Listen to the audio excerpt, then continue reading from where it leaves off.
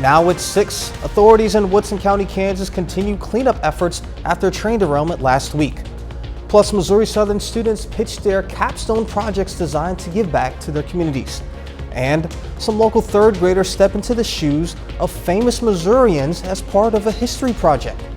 The 4 states' most watched news starts now.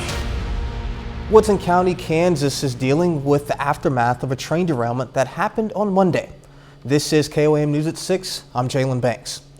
KOAM's Amber Jenkins went to the site and spoke with the Woodson County Sheriff. Kansas Highway Patrol says the 63-year-old driver of a semi-trailer failed to yield at a railroad south of Yates Center near Buffalo. A Union Pacific train carrying 97 cars collided with the semi. We're very fortunate that he even survived. I don't know how he survived, but it was only by the grace of God. The train was transporting cottonseed, plastic pellets, and fertilizer. The fertilizer could be hazardous, according to Sheriff McCullough. The cleanup crew is taking precautions to make sure if the hazardous material is present. Then we had outside sources from hazmat teams coming in. KDHE, EPA came in. They worked through the night. I think they've been working through the night straight through. The Union Pacific train hauled 97 cars in total. 21 of them were damaged or destroyed. After everything's said and done, they're going to remove a lot of the stuff that's in the cars. Probably they're going to have to scrap a lot of this stuff. So they have people out here cutting this stuff up, and so we've been kind of patrolling it a lot, keeping an eye on what's going on. The intersection at the tracks is set to reopen by the end of the week. Train derailments are not common in Woodson County, but the Sheriff's Office is proud of its response time and handling of the derailment. I don't think anything could have been better. We've never had an incident like this. Reporting in Yates Center, Amber Jenkins, KOAM News. KOAM received a statement from the EPA. They say crews recovered approximately 1,000 gallons of fertilizer from the spill and delivered it to its intended recipient. They also say there was no impact on South Owl Creek or a nearby residence. And now it's weather. Chief Meteorologist Doug Hetty joins us. Well, we are tracking some very light showers, which are going to affect us as we go through the evening into the overnight hours tonight. We have a band of light showers, which is pushing in kind of through southeastern Kansas and then working into southwestern parts of Missouri. But overall, this is very light. We're not going to get a lot of rain from this, but you can see some very light showers. Cherokee County eventually working into Joplin, also Carthage and Neosho. And we're just going to get periods of light showers throughout the evening hours, and then these calm down a little bit late this evening and then flare up late tonight into the morning hours. And that's going to be our period where we can see at least some kind of getting into the rain bucket just a little bit. All right, showers on and off through the evening. Temperatures drop back into the 50s. We do have showers sticking around for us tomorrow. We're going to look at the weekend as well. All coming up here in just a bit. Missouri Southern students today pitched ideas for projects to give back to the community. It's part of the MOSO CAPS program. Student associates design capstone projects either individually or as a group that are service-minded and showcase creativity. Today, the students pitched their ideas and people who were able to vote on their favorites. I think it's really important because I think it's important for the students to understand how you should give back to your community. You know, our communities give our students so much support, and so it's just a way of giving back. People were able to vote for 3 categories: Best Project, Best Board Design, and Best Pitch Interaction. Some Carthage, Missouri elementary students stepped into the shoes of some famous Missourians. Mark Twain Elementary hosted a live museum event where 3rd graders showcased their knowledge. The students have prepared for the event for months by conducting research, creating costumes, and rehearsing their lines for their presentations. The teacher says the project gives the students a new sense of confidence. They get more excited when it's finished because they don't think that they can do this.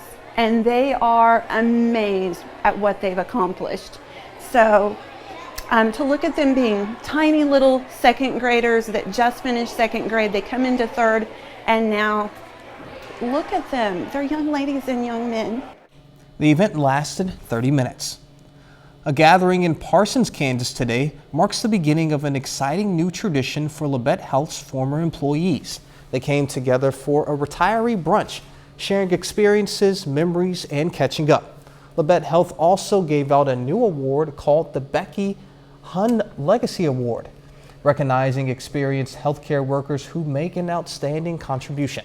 Hun passed away in 2021. She was a registered nurse in Labette Health's ICU before her death. That award went to Martha Heisey. Becky felt like bedside nursing was so very important, being at the patient's side, getting to know the patient and the family, and of course, all the medical care. Heisey started at Labette Health in 1982 and worked there until her retirement in 2018. Coming up, the Missouri Senate approves a $50 billion budget with some slight changes to the House's budget. Plus, the city of Harrison, Arkansas meets to discuss how to zone a proposed cryptocurrency mining facility. Missouri senators early this morning approved a nearly $50 billion operating budget. That's $4.2 billion more than what the House passed weeks ago. The budget now returns to the House, where lawmakers are calling for negotiations between chambers to come to a compromise. Most of the debate is about two amendments that sought to insert anti-diversity, equity, and inclusion language, as well as funding for public libraries. The legislature has a May 5th deadline to complete the budget for the upcoming fiscal year. Kansas Governor Laura Kelly rejected a human smuggling bill that could have criminalized giving a ride or other services to undocumented people. Kelly said she agrees that immigration needs to be addressed, but that the bill would have unintended consequences, including hurting the agriculture workforce. It's part of her latest round of vetoes. She also vetoed legislation allowing parents to object to public school materials, as well as an anti-abortion bill in an effort to make it more difficult for aging low-income residents to get food assistance. Crypto mining is such a new industry, no one is really sure if it fits under zoning for industrial. In Harrison, Arkansas, a meeting yesterday with planning and zoning officials aimed to figure that out. People who live there are divided on if a new planned facility will be good for the city or not. Reporter Elizabeth Van Mitri has more. All these natural trees, you know, look how beautiful all this green land is. Brooke Lawrence loves the beauty and the quiet right here in Harrison. She's lived here her entire life. This is the Ozark Mountains. This is, 20 miles that way is the Buffalo River. The proposed crypto mining facility scares her. She lives close by with her daughter and her pets. So I feel like the noise, the pollution, the frequency giving off is going to be very life-changing for us. Green Digital bought the land and planned to use it for a facility that would mine data by using a large network of computers. Today's meeting was packed with overflow into the lobby. Some with concerns like Lawrence, others were going off of rumors of things they'd heard. Brian Warner with David's Construction, also brought on by Green Digital for the construction. He says a lot of misinformation is being spread. I filed that application that it would end up like this. This is almost overwhelming. And while a majority at the meeting were against the center, a few were for it, saying people just have a hard time with change. And they just don't want growth. I feel that's really bad for their kids in particular. Jerry Jackson, mayor of Harrison, says regardless, the business will have to follow certain steps before it moves forward. Whereas if they were in the county, none of this would have been taking place.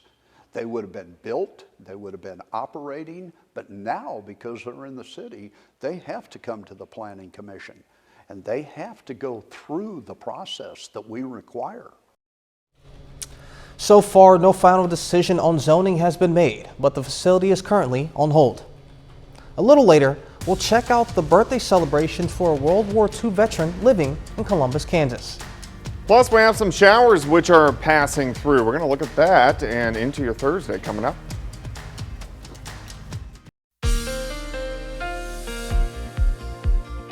Well, it turned out to be a dreary day for us today. A little bit of sunshine early this morning and then thick clouds since that point in time. Very evident on our Indigo Sky Casino and Resort.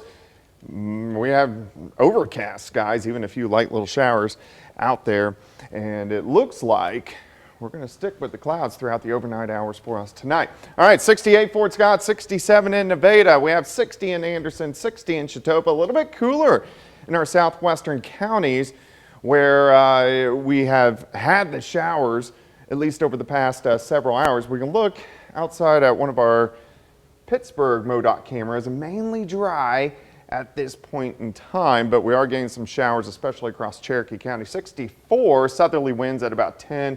Temperatures kind of drop back into lower 50s a little bit later on tonight.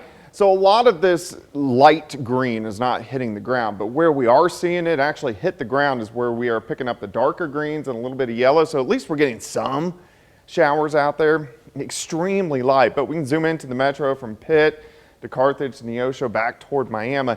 Little cluster of light showers, eastern parts of Cherokee County moving into the western sector of Jasper County and also stretching down through Ottawa County. Besides that, it's very, very light showers, and that's what we're going to see as we go through the evening hours. Any severe weather, mainly down to our south, Dallas and just south, and that's where that is going to stay as we go through the overnight hours tonight. So our showers will kind of taper off next few hours and then really go up late tonight through the morning hours and then tapers off again as we get into tomorrow afternoon. So let's go through time. See, our band of very light showers now just kind of falls apart once we get through the next few hours. As we continue late tonight, our showers start to pick up a little bit again. Here's 4:30 in the morning. Scattered light showers. You can see them increasing northeastern parts of Oklahoma. So this is 7 a.m., so people getting up and around for work in the morning. So we will be wet. Yeah, I mean, that's what we need, but these light showers continue to work through. Here's 9:30, heaviest, which it's not going to be heavy at all, pushes off into central Missouri by the noon hour. As we go through the afternoon, still some hit and miss sprinkles and very light showers, but look at our temps. We kind of hold into the upper 50s, 58 Fort Scott, 60 in Veneta. Bentonville only up to about 59 degrees. Tomorrow night we clear out a little bit. Start the day on Friday with a little bit of sunshine and then clouds thicken up again and we could get a spotty shower by Friday evening. But most of our rain, which isn't going to be much, is going to be over the next 18 hours. 53 by 11 a.m., 57 by 3 p.m. So a cloudy, dreary day for us tomorrow. And rainfall amounts tonight into tomorrow morning. These are going to be light. I think most of us 1/4 of an inch, maybe upwards to 1/2 an inch in spots, but not a ton of rain, but better than not seeing any at all. 58 tomorrow, 67 on Friday, 68 Saturday. Most of the weekend looks pretty good. A little bit cooler on Sunday. Monday, Tuesday, Wednesday, overall pretty good. Look at our temps. We shoot near 80 by late next week, but that also means thunderstorms return when we warm up a little bit. And plus, we start May next week, which is our biggest month for severe weather historically here. We start May already, huh? Next week. Can you believe that? I swear it was April Fool's like yesterday. It's just Christmas. Here we are. So. Yeah. All right. Thank you, Doug. Friends and family came to Columbus, Kansas today to celebrate their birthday of a World War II veteran. David Martin turned 96 today. Martin served in the Navy and was stationed in Japan. He joined when he was 17, which, as Dave tells us, changed the course of the war. Just barely old enough to get in. And so when it worked out pretty good because somehow or another Germany found out I was coming and they surrendered. The American Legion came to today's celebration to hand him an award for being a member for 75 years. Still ahead, Columbus softball prepares for tomorrow's CNC showdown with Girard. And the Missouri Southern Lions aim for their first MIAA Conference Championship since 1991. Jacob Leonard has that and more next.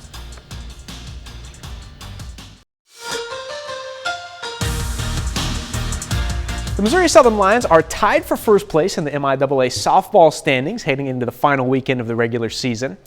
Southern is 19-3 in the league, even with Central Oklahoma for the top spot in the conference. Now this weekend, it's a big one for the Lions. They play 2 against Newman on Friday before facing Central Oklahoma for a pair of games on Saturday. UCO plays Pitt State Friday before their matchup with the Lions the following day. Anyways, all Missouri Southern has to do To win more games than Central Oklahoma this weekend, they'll earn their first MIAA title since 2001. I think our biggest strength is honestly our camaraderie. We're really close as a team, and we know for a fact that we have each other's backs. Like if one of us messes up, we have no doubt that the other one, or all 20 of us, is going to have each other's backs on the field and off the field as well. It'd mean a lot just for the Pat Lapira and all the alums that came before us and putting us back on the map. I know there's been a lot of discussion, especially locally, on why isn't Southern ranked and all this other stuff. Well, it's our job to put us on the map nationally, and we haven't been at that level since late 90s. At the high school level, big matchup in Southeast Kansas tomorrow night. The Columbus Titans host the Girard Trojans, and Girard is 7-1 in the CNC. Columbus is 5-1 in the league. And the Titans have won 11 straight games heading into tomorrow. They know it's a big doubleheader if they want to stay in the race for the CNC League Championship. It's important. We need to go out tomorrow and be ready to play. Like I said, they're going to be tough. We know that. They always are. We have to be ready defensively for them because we know that they have some hitters. And we have to be ready to face their pitching. Tomorrow's really important. They're a good hitting ball team and they've got good defense too. So they're just all around a good team. But tomorrow's really important. So we just got to go out and play our game. The Kansas City Royals finish up their series with the Arizona Diamondbacks tonight. The Royals have a chance to pick up their second series win of the season after splitting the first 2 games of the series with Arizona. Now, that game is final, but Kansas City falls 2-0. It is the 6th time the Royals have been shut out in their first 25 games. Next up for the Royals, they open a 4-game series against the Twins tomorrow night. Now in the National League, Game 3 of a 4-game series tonight between the Cardinals and Giants. The Cards have dropped each of the first 2 games. That one will begin at 8:45. We'll have the latest from the game right here tonight at 10. So big opportunity for Missouri Southern softball this weekend. Of course, first things first, Newman on Friday. That doubleheader against Central Oklahoma on Saturday has a chance to decide who wins the league. Absolutely. And then as for the team, I know they've got like 4 or 5 seniors that are graduating, but the majority of the team is still pretty young. Yeah, so they're going to be good for years. Future's bright. All right, that's it for sports. We're back with more after this. Here's a look at what's coming up on your KOAM News at 9 on Fox 14. A group of local remote workers meet up for a network to discuss the advantages of working outside of the office. Plus, the Future Farmers of America in Neosho, Missouri host their annual plant sale. Those stories and a lot more tonight on KOAM News at 9 on Fox 14. The NFL Draft in Kansas City. Some of the future stars stepped away from the gridiron to help out a fast food restaurant. The presumptive #1 pick for the 2023 NFL Draft, University of Alabama quarterback Bryce Young, took orders at a Raising Cane's in Kansas City last night. Other NFL prospects, including University of Texas running back Bijan Robinson and Ohio State quarterback C.J. Stroud, picked up shifts at the restaurant as well. Yeah, Kansas City's not going to be taking any of those guys on the board. They're too far down. No doubt. Now, I wouldn't be surprised if the Chiefs trade up, though. Veach has a tendency to do that, and we got a ton of picks this year. Yeah, no doubt about that. So, what do we have going on in weather? Just a few light scattered showers for us throughout the evening hours, and then tonight into tomorrow morning, tapering off on Thursday afternoon. May get a random sprinkle Friday evening, but really Friday through about next Wednesday overall looking pretty good. Leonard. The latest Central Region softball rankings out today for Division II. Missouri Southern is #2, behind only Central Oklahoma. Pittsburgh State sitting at #10. Man, lots of good stuff this weekend. And thank you for watching. We'll see you right back here at 10. Let's make it a great evening.